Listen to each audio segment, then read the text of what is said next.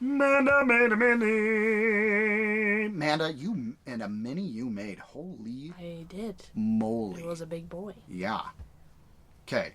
So, in terms of just like sheer like weight and mass of material, the purple worm is the biggest one you've made so far. Yeah. Right? Big boy. What challenges did you face making a mini of such girth? Girth units. Don't make that face. Come on. Purple worm. That purple worm. The veins on it. Girthy. Okay. Yeah. Girth is a fine word to use. It's It's a quite wonderful word. What challenges with the size did you face, or was it easier because it was bigger? Yes and no. Okay. There's a lot of different aspects. Okay. So the difference between a small PC miniature and a large monster, the difference is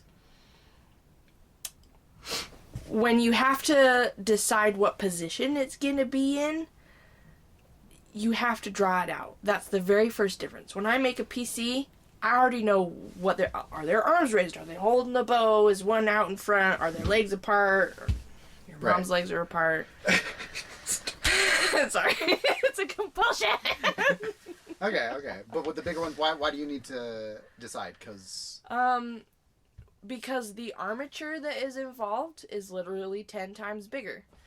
Question, teacher. What does that mean? What's an armature? So, when you make a sculpture, Got it. there is usually some kind of inner structure that supports the medium that you're working with. Unless you're working with stone. Yeah, if it's stone, then no. Right. Yeah. But if you are working with clay, anyone who's used to sculpting with clay, you usually have an armature. The smaller PC minis, that's with the little wire thing with the green stuff, and then you build the clay around it. With the larger sculptures, you'll see in the video, like, I start out with a bunch of different wire. I have to wrap it in tin foil, and I have to adjust it a little bit. I have to draw that out because the larger armature takes so much more adjustment. There's so much more that goes on the outside that I kind of have to figure out where exactly the inside needs to be in order for the outside to fit properly. If that makes sense. No, yeah, that makes sense. Yeah. Like, I have to figure out where the skeleton's going to be, basically. Yeah. And then once you decide, you don't move it because It's permanent. yeah. Once the clay is on it, that's a permanent thing. Like, you can't change it. So I have to draw it out. That's always the first difference. So I actually have preliminary sketches of this. Okay. Should I send you pictures of them? Yes, you should definitely send them. Here they are right now. Aren't they so pretty? It was just a very quick, very small sketch. There really wasn't a lot to it. Because the purple worm design is simple. Well, it's just a big, idea. long noodle. You just needed kind of the idea of how it was going to look, right? Yeah. It didn't need to be some detailed sort of... So that was the very first difference. Larger things need to be sketched out. The second difference is just the sheer amount of clay that is needed. The smaller minis, hardly anything. Like, just a very tiny little bit of clay is used. The larger ones, I used almost all of my clay that I had left. Oh, yeah, dude, the weight difference between the beholder and the purple worm. It's heavy. It's like not a couple even the pounds. same. Or no, it's not a couple Well, pounds. and It's you like maybe weighted a the pound. base, too. I did weight the base. The base. One thing you have to worry about is it tipping over. Depending on how tall it's going to end up being. The purple worm, it was fairly tall. It did have a wide base, but there was still a danger that it could be tipped over. These are delicate instruments of imagination. So I needed to make sure the base was heavy enough that it wouldn't tip. So I had to weight the base. The base was made out of the lid of like a number 10 can, basically, filled with resin that I had put different nuts and bolts into. Oh. So I just poured resin in there, dropped some nuts and bolts in there, waited for it to cure, and I had the heavy bit. And then I just put clay over that for the base, made the armature, built that up. Okay, so how was it? How was it easier than the smaller stuff? It's easier because it's not tiny, and I'm not afraid of little bits snapping off whilst I'm making it. After you get all of the mass, all of the clay that you're going to need on there, it's just a matter of, like, smoothing it out, making it look how it needs to look.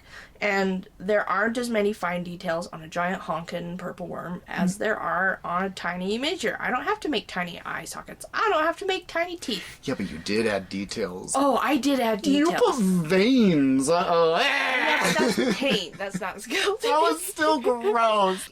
So the amount of focus that goes into the details on like a PC versus the stuff that's on the purple worm, day and night. You can kind of just zone out and be like, okay, scuff it up, make it look chipped, make it look like a hard carapace. You know, that's not as intense of a thing. And like making sure that the Focus-wise. face looks correct or Yeah. something. Well, you did kind of stray away from the way that it looks kind of in the book. Yes, I did. specifically. Do you have a reason why you did that? Primarily because I think the book Purple Worm looks dumb.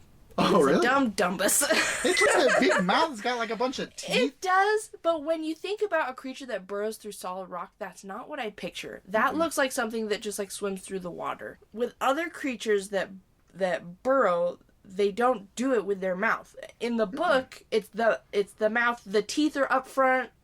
You know, like how does that work? Those teeth are gonna get worn away. It's like bone. You know. Yeah, it doesn't make sense. The whole design and function of it looks dumb. So I was like, okay, it has a outer carapace. That's what it uses to burrow, and then the inside is like this soft, vulnerable, and then it has teeth that it can extend, kind of like a what are those fish lampreys? Yes. You know? Yeah. Okay. So And- you're doing kind of like a worm lamprey. In my brain, that made so much more sense, and it also looks so much more horrifying than what's in the book. Oh no, yeah. Also, just not as dumb looking. yeah. No, I totally prefer this take on it. All right, Wrap thank up. you for joining us here today. Please be safe out there. It is still the winter. Most people who listen to this are probably still in the United States, and it's cold and gross and disgusting. Jeez. And I just want you all to not feel that way. Have a I cup do. of tea. I hope your day sucks. No, he doesn't mean that. I don't mean he that. doesn't mean that. He has these episodes where he says things that he doesn't. What? Shut up. It's a mental issue. We're getting it looked at. We're... oh my god. I'm hitting the button.